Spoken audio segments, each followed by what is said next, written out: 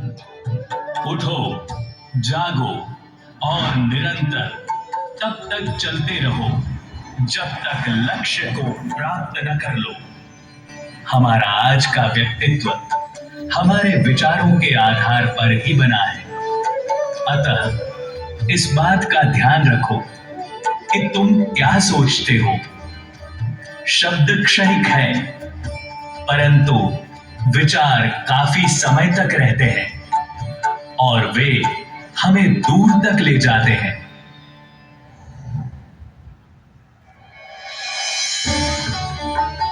आज से अनेकों वर्ष पहले एक महापुरुष द्वारा दिए गए ये विचार, ये उपदेश आज भी किसी हताश को उत्साहित करने में, पिछड़े हुए को आगे बढ़ाने में और निराश का मनोबल बढ़ाने तथा उनमें नया उत्साह भरने में सक्षम है।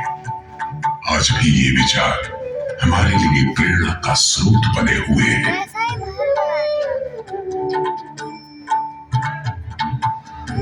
इन महापुरुष का नाम सर्वविदित है।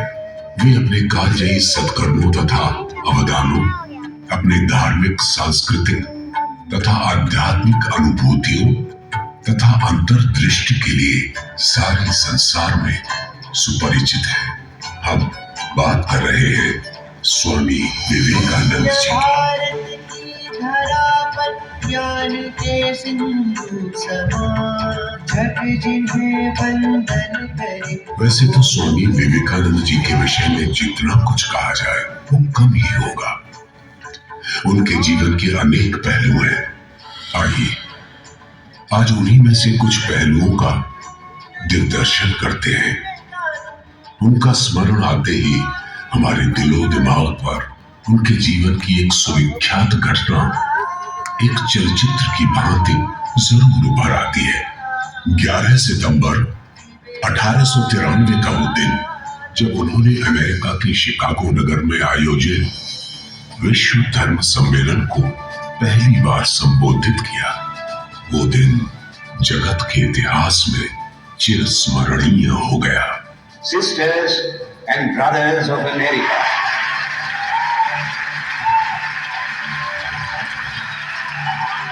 अपने उस सुप्रसिद्ध व्याख्यान के बाद वे समस्त भारतवासियों के साथ साथ सारी दुनिया के दिलो दिमाग में भी छा गए। धर्म महासभा में प्रदत्त उनके व्याख्यानों के माध्यम से ही पहली बार पश्चिम को भारतीय सभ्यता तथा संस्कृति को भली भांति जानने और समझने का अवसर मिला। इसी घटना के माध्यम से उन्होंने संपूर्ण विश्व में भारत की कीर्ति ध्वजा लहरा दी थी। परंतु क्या आपने कभी इस बात पर विचार किया है कि उनका यहां तक पहुंचना कितना मुश्किल था? कदम कदम पर उन्हें अनेक कठिनाइयों का सामना करना पड़ा, जैसे अमेरिका जाने के लिए टिकट बनवाना, यात्रा खर्च की व्यवस्था करना, सम्मेलन में भाग लेने तथा वहां बोलने की अनुमति पाना। ये सब संभव होना अत्यंत मुश्किल था। पर उन्हीं के शब्दों में, संघर्ष जितना कठिन होगा, विजय भी उतनी ही शानदार होगी। उनके अपने जीवन में भी ऐसा ही हुआ। स्वामी जी अपने विभिन्न मित्रों के साथ मिलकर मार्ग की सारी बाधाओं को दूर करने के प्रयास में जुट गए। आखिरकार उनके दृढ़ संकल्प और शुभ चिंतकों के जी तोड़ परिश्रम ने उन्हें उनके लक्ष्य तक पहुंचा ही दिया। इस शुरुआती संघर्ष की जीत शिकागो के उस धर्म सम्मेलन में तालियों की गड़गड़ाहट के रूप में व्यक्त हुई और उनके परिपक्व विचार सुनकर वहां सारे विद्वान चमत्कृत हो गए और श्रोता मंत्र मुग्ध भाव से उनकी बातों का रसास्वादन करते रहे। जब कभी स्वामी जी के इन विशेष मित्रों की बात उठती है तो एक नाम सबसे प्रबल भाव से आता है, जिनके साथ जुड़ा हुआ उनका घनिष्ठ संबंध आजीवन अटूट बना रहा। उनके ये खास मित्र तथा शिष्य थे खेतड़ी रियासत के राजा अजीत सिंह जी।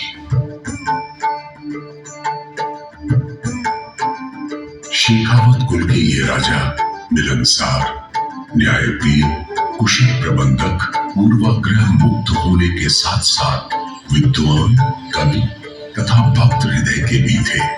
उनके राज्य में खेतड़ी बहुत फला फूला। वो शिक्षा को अत्यंत अनिवार्य मानते थे।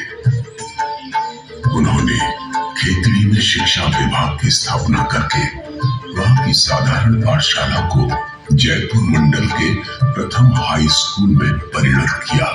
आज ये जय सिंह हाई स्कूल के नाम से जाना जाता है। संस्कृत पाठशाला तथा कई प्राथमिक शालाएं एवं अस्पतालों की भी स्थापना कर उन्होंने खेतड़ी को एक नई दिशा दी। आज भी खेतड़ी के निकट स्थित अजीत निवास द्वारा राजा जी को लिखे गए कुछ पत्रों पर नजर डालते हैं, जिनमें उन्होंने लिखा है कि इस जीवन में मैं आपको ही अपना एक लौता मित्र समझता हूँ। किसी विशेष काल में कुछ विशेष व्यक्तियों का जन्म एक साथ मिलकर कुछ विशेष कार्य करने के उद्देश्य से होता है। अजीत सिंह और मैं दो ऐसी आत्माएं हैं जिन्होंने मानव समाज के कल्याण हेतु एक महान कार्य में परस्पर सहयोग करने के लिए जन्म लिया है। मैं उनसे प्रेम किए बिना नहीं रह सकता और वे मुझसे प्रेम किए बिना नहीं रह सकते। ये पिछले जन्म का संबंध है। हम एक दूसरे के सहायक और परिपूरक हैं।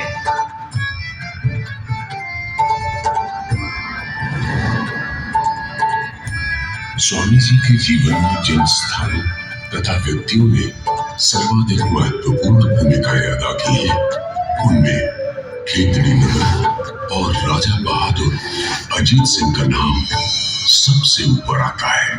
सोचकर देखिए, जिस घटना से इस घनिष्ठ रिश्ते की शुरुआत हुई, उनके बीच की वो पहली मुलाकात कितनी महत्वपूर्ण रही होगी। अपने भारत भ्रमण के दौरान जब स्वामी जी माउंट आबू में ठहरे हुए थे, उसी समय राजा बहादुर अजीत सिंह से उनकी पहली मुलाकात और बातें हुई। राजा बहादुर ने स्वामी जी के सामने दो प्रश्न रखे। स्वामी जी, जीवन क्या है? एक अंतर्निहित शक्ति मानो निरंतर अपने स्वरूप को अभिव्यक्त करने की चेष्टा कर रही और बाह्य प्रकृति उसे दबा रही। प्रतिकूल अवस्थाओं के बीच जीव के आत्म स्वरूप को अभिव्यक्त करने को जीवन कहते हैं। अच्छा, तो स्वामी जी, फिर शिक्षा क्या है? विचारों का स्नायुओं के साथ घनिष्ठ संबंध स्थापित करवाने को शिक्षा कहते हैं। भावों के दृढ़ संस्कारों के रूप में प्रत्येक शिरा और स्नायु में व्याप्त हो जाने को शिक्षा कहते हैं। जब तक हमें अग्नि की दाहिका शक्ति का बोध नहीं होता, जब तक वह अनुभव हमारे धमनी और मज्जाओं में व्याप्त नहीं होता, तब तक हमें अग्नि का ज्ञान नहीं होता। थोड़ा सा तर्कशास्त्र कंठस्थ कर लेने मात्र से ही शिक्षा नहीं होती। जो जीवन के साथ मिश्रित हो जाए, वही यथार्थ शिक्षा है।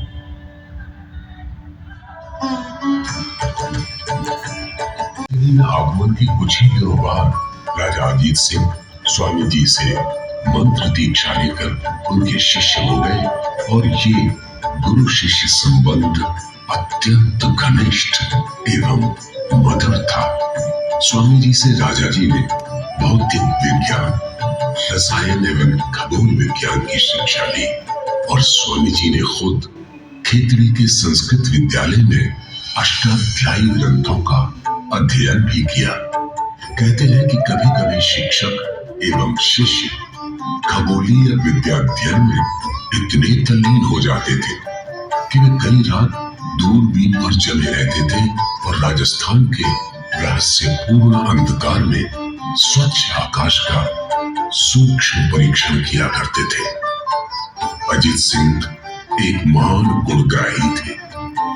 उनके दरबार में बड़े बड़े विद्वानों तथा कलाकारों को आश्रय प्राप्त हुआ करता था। वे स्वयं भी एक अति कुशल वीणा वादक थे। उन्होंने अनेक भजन गीत तथा कविताओं की रचना भी की थी।